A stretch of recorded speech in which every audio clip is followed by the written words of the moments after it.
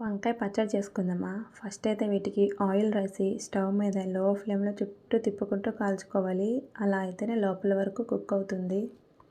అవి అలా కాలుతూ ఉంటాయి. కానీ మీకు మాట చెప్పనా, మన లైఫ్లో కొంతమందికి మనం బాగా వాల్యూ ఇస్తాం. కానీ అవతల వాడు దాన్ని అవకాశంగా తీర్చుకొని వాడికి అవసరం అనేటప్పుడు మాత్రం మనల్ని హైలైట్ చేస్తాడు. లేదంటే మనల్ని ఆఫ్టర్గా చూస్తాడు.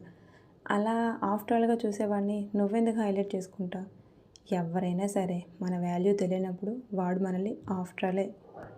ఊరికే ఎక్కువ వాల్యూస్ ఇచ్చేసి, ఎక్కువ ఇంపార్టెన్స్ ఇచ్చేసి, వాళ్ళని హైలైట్ చేసేసి తర్వాత వాళ్ళ వల్ల నువ్వు స్ట్రగుల్ అయ్యి ఎందుకు అవన్నీ? ఎవరైనా సరే ఎవరిని ఎక్కడ ఉంచాలో అక్కడే ఉంచాలి. అందరూ మనవాళ్ళని చెప్పేసి నెత్తిన పెట్టుకుంటే తర్వాత నువ్వే ఫీల్ అవుతావు. నరం లేని నాలుక నానా రకాలుగా మాట్లాడుతుంది.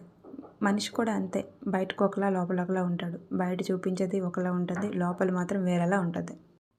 అందుకే ఎవరిని ఎక్కడ పెట్టాలో అక్కడే పెట్టాలి. వచ్చేవాళ్ళు వస్తారు, పోయేవాళ్ళు పోతారు. దాని గురించి నువ్వు ఫీల్ అయ్యి ఓవర్గా థింక్ చేసి నీ మైండ్ ఖరాబ్ చేసుకోవడం తప్ప ఇంకేమీ ఉండదు.